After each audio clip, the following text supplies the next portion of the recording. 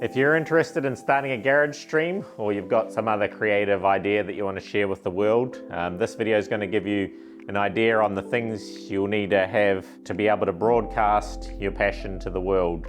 Hopefully some of these things you'll already have, or it'll give you an idea on what things you might want to look at getting. For some people, this will just be a bit of a behind the scenes of how I run my stream and the different setups I've used over the years, so welcome to you guys as well. The devices we'll cover will be phone, tablet, laptop, desktop, a few microphone options, camera mounts, everything sort of pros and cons.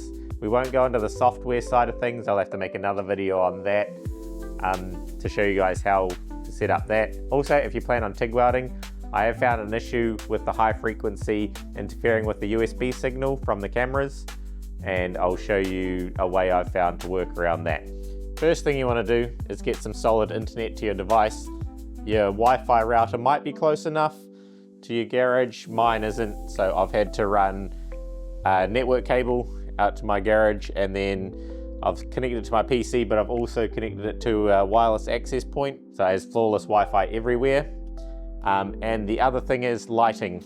You're going to want to get good lighting and good bulbs that don't flicker. Sometimes you can get ones that flicker and they can cause you all sorts of problems with video quality. Okay, so the first stream setup is just the tablet with a cheap stand. You could use your phone as well on a tripod. It's just a little bit harder to read chat. You'll have to get right up close to your phone and it does look a bit weird. The tablet's good, no cables. It's not affected by TIG welding, so you can, if that's what you're into, TIG weld away. It's still what I use if I'm streaming onto TikTok and I'm going to be TIG welding.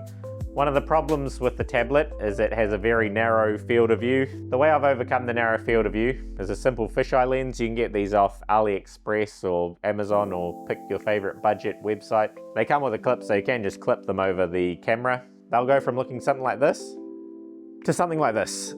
It's pretty important on something like TikTok, where most people will be viewing in a vertical orientation to get as much as you can in the frame. I still use a tablet on TikTok sometimes. TikTok does seem to prefer mobile devices. That may help you with your initial discoverability on there. But there is no reason why you couldn't use this on anything else like Twitch, YouTube, Facebook, that sort of thing. It's a really good setup if you just want to dip your toes into streaming. You can set it up really quickly. No bells and whistles, everything's there. Camera, screen, microphone, you just tap go and you're away. The downsides are that obviously it's all in one package, so the camera can't be in a different location to the screen. Also, depending on the distance you are away from the tablet, your voice may be harder to hear. You're also limited if you're into doing things like overlays and multi-camera setups. Which brings us to the next setup, the laptop.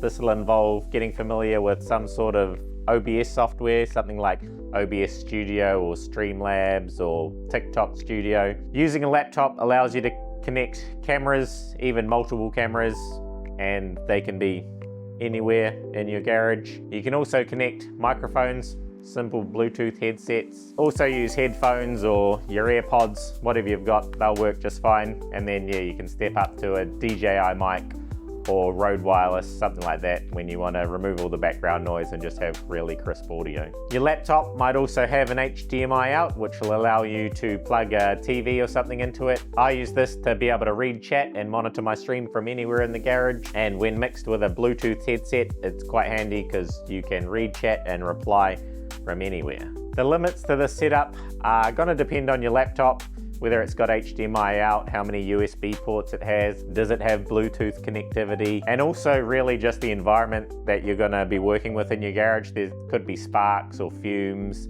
or liquids or anything like that that you don't really want on a laptop. Laptops are pretty expensive, and it's also pretty easy to ruin them quite fast. You can overcome this by moving it somewhere out of the way. I'm lucky enough to have an office next to my garage where I can keep all those sorts of things in a dust-free environment. If you can move your laptop out of harm's way, the next problem is going to be the cable length for the cameras. You're going to have to use something like an active USB cable. They are a little bit expensive, but they do allow you to extend the USB cable length up to about 20 meters, I think. And then the final setup is the desktop PC. These things are big. They need to be out of the dust, out of the dirt. It overcomes any sort of USB port limitations. I think I've got 15 USB ports on my one. So you can run as many cameras as you want, really. Yeah, all the extras, bells and whistles. After you've mastered the basics, you can do pretty much whatever you want with it. And then there's the cameras. We are gonna be starting off with some budget cameras.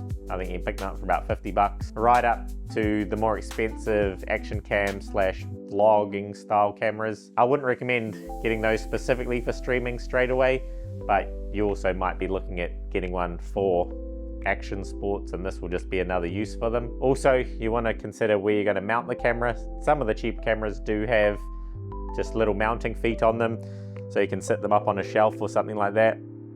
The more expensive ones will need a mount. A tripod or something like that's fine. I quite like these clamps. They're really easy. They'll just grip onto all sorts of things around the garage. Okay, the first cameras we've got are the Logitech C270 and A4 Tech 1080p webcam. They were the cameras that I first used when I started out. They're gonna look like this for the Logitech C270. It's a 720p webcam, a little bit fuzzy, not the best field of view. And then the A4 Tech camera. It does have a better field of view, but the colors are a bit washed out. But the good thing about a PC stream is you can use more than one camera. So you've got the A4 here, and then the C270 right here. They both do have built-in microphones. They're gonna sound a little bit like this, and this is also with a little bit of software tweaking in it, so it isn't the best, but enough to get you going. The next camera we'll check out is the Logitech StreamCam. It's what I stepped up to after the other two. It's gonna look a bit like this, and sound a bit like this. The colors are way better than the other 1080p webcam. It is a little bit narrower on the field of view, but the video quality is far better. Then we come to the action and vlogging cameras. They're a step up in price. They do allow you to stream to some platforms without a PC. However, you still need a way of reading chat. And also if the battery dies or they lose connection, then the stream gets shut off, and it may take you a few minutes to get it fired back up, and that can be a problem sometimes. Next, we have the Insta360 X3. This thing has a really wide field of view. You're probably gonna have to crop it down a little bit. It gets all of this. It has really good image quality. You can use either lens, front or back, or both at the same time in like a split screen thing, so you can see a whole lot. I think YouTube and Facebook do both support 360-degree streams. I haven't tried it yet though. The mic on this camera still isn't very good though, even for a high level camera. It does support direct streaming to Facebook and YouTube and this other thing called Quai, which I'm not sure what that is, directly through the mobile app. And it is also pretty cool to use it as an action cam when you're not streaming.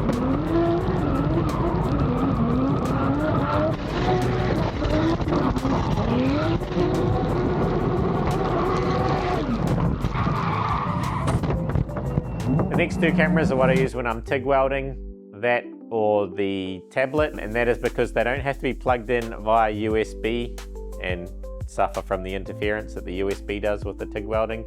You can connect them to something called an RTMP server, which is some software that I run on my PC, and then connect them to that to then stream to Twitch or whatever else I'm doing. I'll go over the setup of that in another video.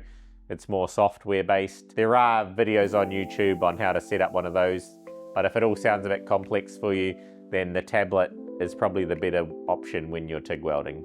Right, so next up we have the GoPro Hero 9. This is the creator bundle. It has the battery handle, which is really handy if you are going to be streaming remotely, not plugged in. Obviously, if you aren't plugged in, then you can just sort of wander around with it. The field of view is still good, but obviously you can just show whatever you want to show. That's not a big deal. When it's plugged in, still really good picture quality. And you have 4 different view angles to choose from. You have a narrow one, like this, and then it steps all the way up to a view like this. Almost as good as the 360 cam. The letdown with the GoPro is that when it is plugged in, it can't be used as a microphone. You have to have something else plugged in. It is also very durable. I've dropped it a few times and it still goes. and it connects to Facebook, Twitch, and YouTube directly from the app, as well as obviously RTMP. It also does make a great action cam for when you're not streaming.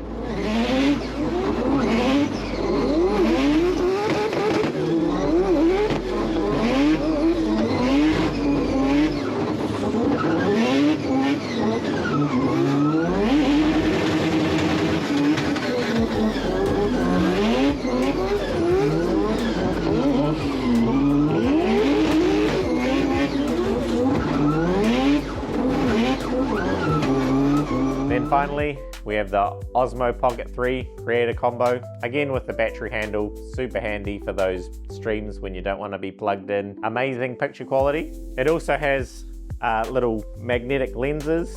If you just need a slightly bigger field of view, you just snap this on and then boom, wider field of view. The other cool thing it does is it'll track you. If I move over here, it'll track me. Back over here, stays with me, which is really handy. It's like having a cameraman. The other really cool thing with it is that it automatically connects to the DJI Mic 2, so you always have some pretty clean audio. Although the last couple of RTMP streams I've done with it, it has had a slight bit of interference, and I haven't quite figured out why that is, but I have also had times when it's been fine, so have to dig a little bit deeper into what's causing that. And even without the mic, the sound's still pretty good. The downsides are it is the most expensive camera out of all of them, and it does have a gimbal head, which you might not want in a super dusty environment. Some dust might get in there, cause it some issues, but you can make YouTube videos with it and they look good. Hopefully this will help you get an idea of what you might need for your own stream. If you feel like there's anything I've missed or you need just a bit more info, feel free to leave a comment or call into one of my streams. We will do a future video about the software, as I said, setting up your PC, the settings you should use. Thank you for watching, and we'll see you another time.